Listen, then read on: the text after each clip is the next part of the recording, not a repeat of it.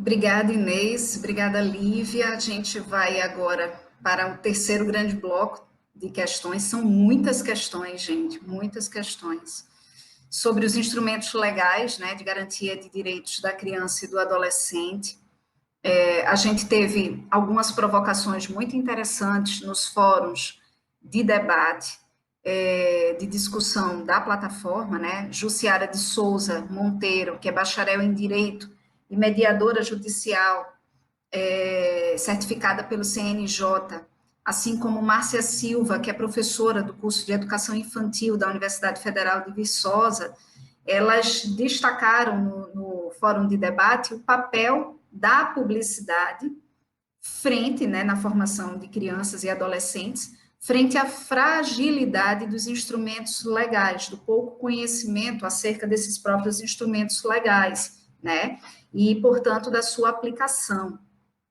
Vanessa Bandeira de Carvalho e Lisiane Dutra trazem duas questões que são questões bem práticas, né? Como é que os conselhos municipais de segurança alimentar, de defesa dos direitos da criança e do adolescente e o conselho tutelar, inclusive os CREAS, podem atuar na defesa dos direitos de meninos e meninas em relação à publicidade infantil? Lisiane fez também no chat a seguinte pergunta: a publicidade infantil, ela pode ser considerada um tipo de violência psicológica? Moacir Silva do Nascimento, que é doutorando do programa de pós-graduação em Direito da Universidade Federal da Bahia e é promotor de justiça no estado da Bahia, trouxe no fórum de debate uma discussão sobre um vídeo que viralizou na internet, em que o microempresário do interior de Goiás teria doado um relógio para uma criança que queria presentear o pai. E o vídeo foi postado, ele saiu da rede, foi postado nas concessões públicas, em TV, em rádio, e, obviamente, a partir daí se desencadeou uma ação dos influenciadores digitais que exploraram essa situação comercialmente, né? O que fazer em um caso como esse, né, que envolve mídias, novas mídias e mídias mais tradicionais? Márcia Uncia da Silva, né, que Márcia já tem uma questão que foi colocada anteriormente, que é professora do curso de Educação Infantil da Universidade Federal de Viçosa, e Cláudio Silva, que é promotor de justiça da comarca de Guaporé, no Rio Grande do Sul, trazem uma problematização muito interessante com relação ao sistema de regulação que a gente tem, né? Então, diante da demora e muitas vezes da pouca efetividade das ações de regulação que são tocadas pelo CONAR, quais são os mecanismos que poderiam ser acionados? Quais são as dificuldades que estão postas para acionar esses mecanismos? Tá? Não estaria faltando uma certa pressão da sociedade civil no sentido de disputar mesmo esse campo, né, de garantia dos direitos das crianças e dos adolescentes? Eu também queria colocar mais uma questão da tutoria, né? A tutoria pergunta o seguinte: meios de comunicação, agências de publicidade, empresas, anunciantes se recusam a reconhecer o fato de que documentos como o Código de Defesa do Consumidor, o ECA e a Resolução 163 do CONADO estabelecem a abusividade da publicidade dirigida a crianças. Existe alguma ação tramitando na Justiça buscando assentar de uma vez por todas o entendimento em torno dessa questão? Ou isso só seria possível por meio de uma nova legislação para o tema? Lívia, a gente tem questões muito específicas sobre alguns casos que o Instituto Alana acompanhou, tá? Existem duas perguntas sobre quais foram os desdobramentos, né, da ação judicial sobre a propaganda dos mascotes da Sadia, como se deu o direcionamento direto e indireto dessa publicidade também, e sobre o julgamento da McDonald's referente à publicidade em escolas, que aconteceu há alguns anos atrás. Se vocês possuem, né, informações sobre a sentença e o que foi definido, né, como ficou o caso.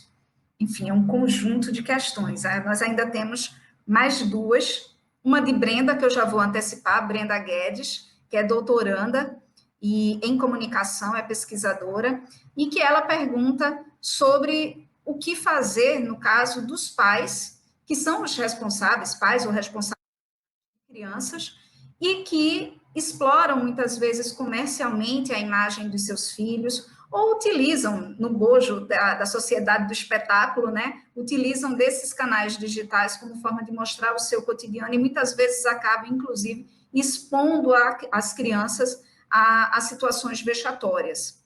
Então, vocês podem começar a responder esse conjunto de questões. Bom, se eu esquecer alguma coisa, daí também vocês me chamam, enfim, no chat. Eu vou tentar ser sucinta para poder, enfim, responder todos esses pontos. Bom, então, primeiro, sobre instrumentos legais, né, que eu fui anotando aqui para eu ir lembrando os pontos. Então, a gente entende primeiro, né, pensando em legislação, que a legislação brasileira já protege a criança hoje da publicidade infantil, né, e de anúncios, enfim, comunicações mercadológicas que sejam veiculadas em qualquer meio de comunicação que atinja ou realizadas em qualquer espaço de convivência da criança. O que falta mesmo ainda um pouco é a aplicação, né? Então, até por uma questão de dificuldade de fiscalização, né? Então, como eu trouxe na semana passada, quando a gente fala do espaço escolar, é difícil a fiscalização pelos órgãos, porque às vezes nem os pais, nem as mães, nem as famílias sabem, que ficam sabendo depois, né? Que uma empresa entrou no espaço escolar e realizou uma atividade supostamente educativa, mas sim, né, uma ação comercial. E o ambiente digital pela dificuldade mesmo diante do número de vídeos que vão ao ar no YouTube, né, por segundo, enfim, é um número bem assustador. Então, a difícil fiscalização e também pela dificuldade de identificação, né, como a Inês também bem trouxe, a difícil de identificação até para um adulto. Então, em razão disso, a fiscalização fica um pouco dificultada. Mas os instrumentos são, né, então, por órgãos do poder público responsáveis pela proteção dos direitos de crianças e consumidores, então, Ministérios Públicos, Defensoria, PROCONs, a própria Secretaria Nacional do Consumidor, Ministério da Educação, enfim, esses órgãos podem, diante de um caso concreto, adotar tem diversas ferramentas que podem ser adotadas, vamos dizer assim, né, diversas medidas. Então, a aplicação de uma multa, o ajuizamento de uma ação civil pública contra essa empresa, um termo de ajustamento de conduta. Então, a gente tem casos do Criança e Consumo que ele já atuou, que as empresas se comprometem por meio de termos de ajustamento de conduta a não mais realizar a prática de publicidade infantil, tem ações civis públicas em andamento e aplicações de multa por parte de PROCONs. Então, são esses os instrumentos legais, alguns dos instrumentos legais que podem ser utilizados para tentar coibir essa prática de publicidade infantil e garantir a aplicação da legislação brasileira. Sobre caso Sadia, a gente foi uma multa aplicada pelo PROCON, se eu não me engano, em 2007, partiu de uma denúncia do Criança e Consumo. Essa ação chegou em 2017 no Superior Tribunal de Justiça, foi o segundo caso que a gente venceu no Superior Tribunal de Justiça, né, que o tribunal reconheceu a ilegalidade e a abusividade da prática de publicidade infantil, mas o acórdão ainda não foi publicado, né, então 3 anos depois ainda não teve publicação desse acórdão pela turma julgadora, pelo ministro relator. Então, mas foi uma vitória que o Superior Tribunal de Justiça manteve a multa aplicada pelo PROCON São Paulo.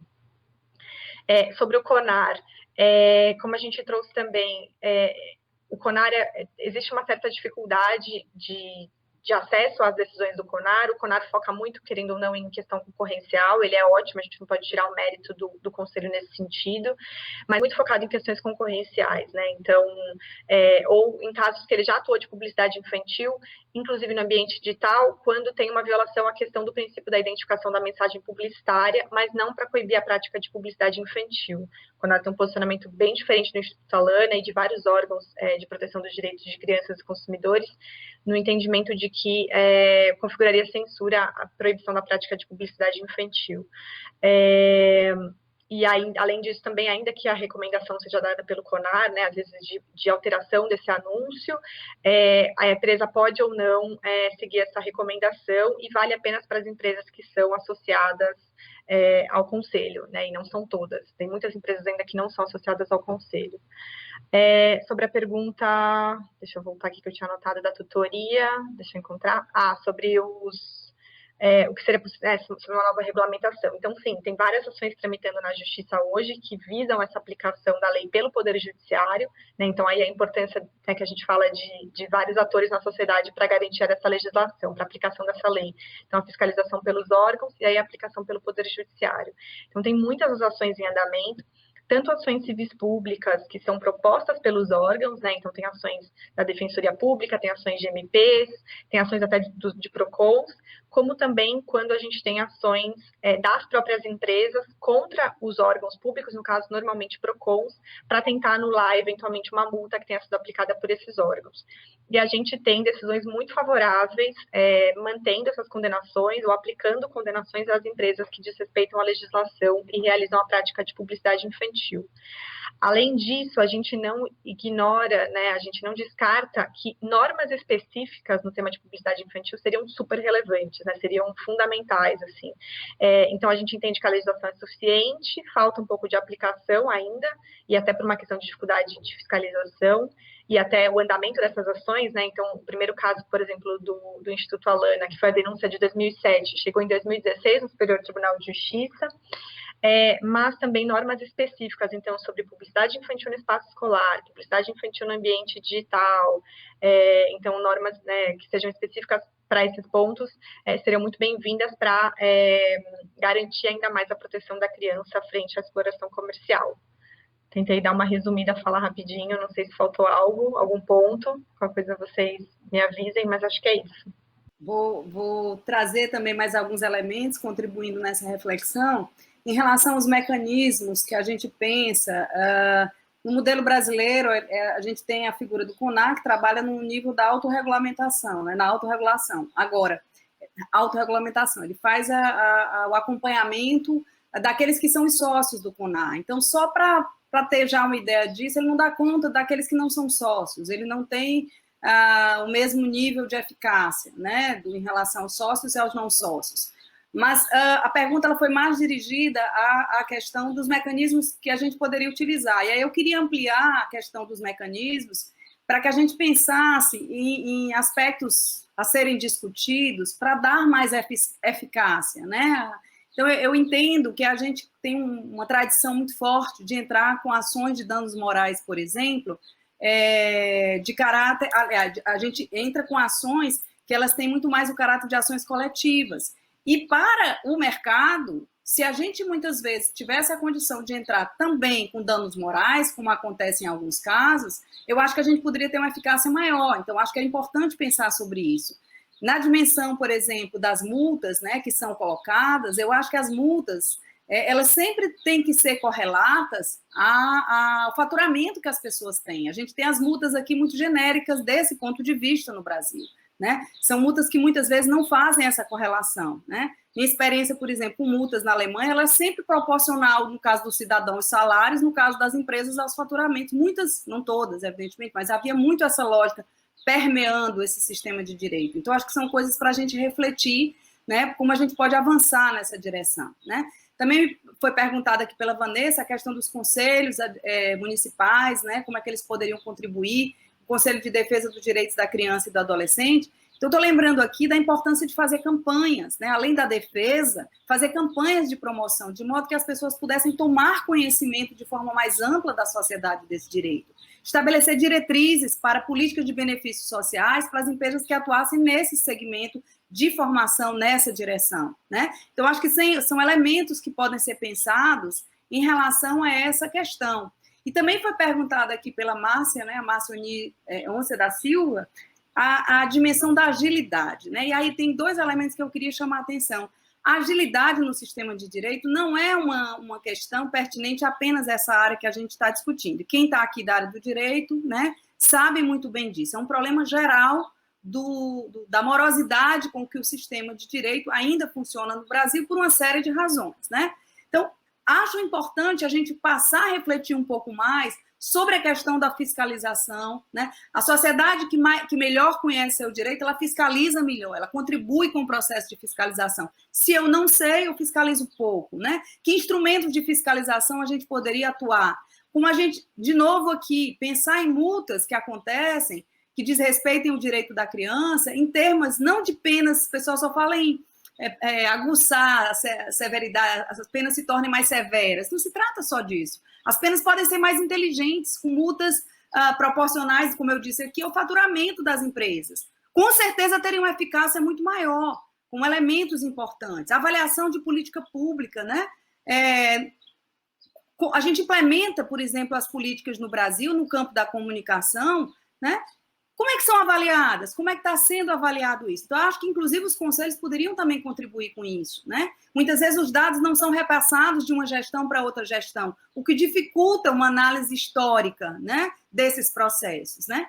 E o fato ainda de que o Estado brasileiro ele tem sofrido, e mais recentemente, com mais frequência ainda, muitas mudanças, o que deixa as pessoas na condição de consumidores com muita dúvida em relação a como agir. Por exemplo, nesse momento, depois de tantas mudanças, de idas, por exemplo, de setores, de mudança de ministério, de funções, quem é que responde nesse momento hoje pela fiscalização de todas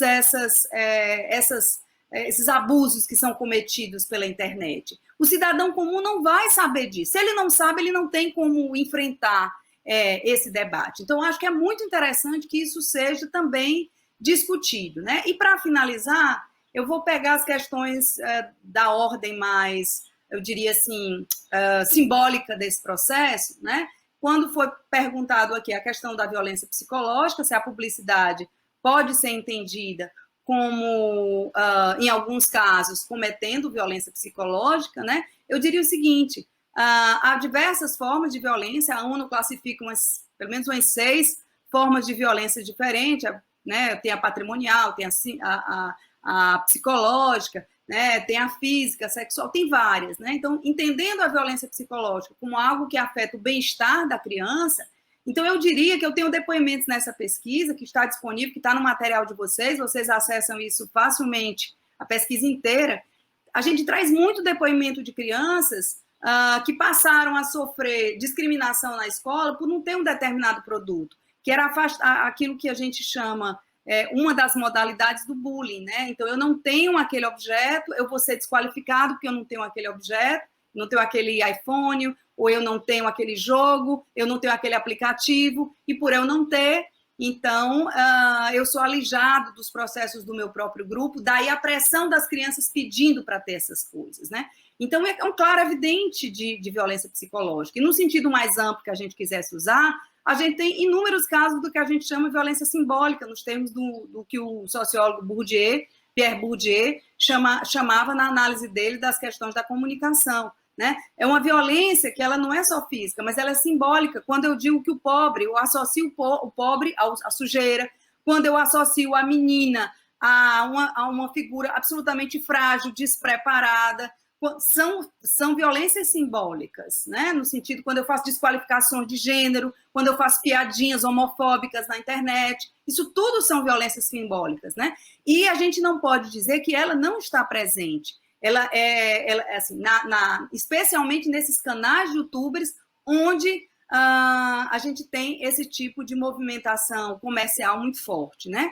E aí, para finalizar, eu acho que a Brenda trouxe uma questão extremamente importante e que precisa também ter mais atenção, que é essa exposição que os pais têm feito cada vez maior, né, dos seus filhos, seja de forma inadvertida, no sentido de que qualquer situação, o filho brincou, caiu, o filho está escovando os dentes, o filho qualquer coisa que o filho faça já está expondo. A gente vê hoje que a criança na barriga da mãe está sendo exposta, né?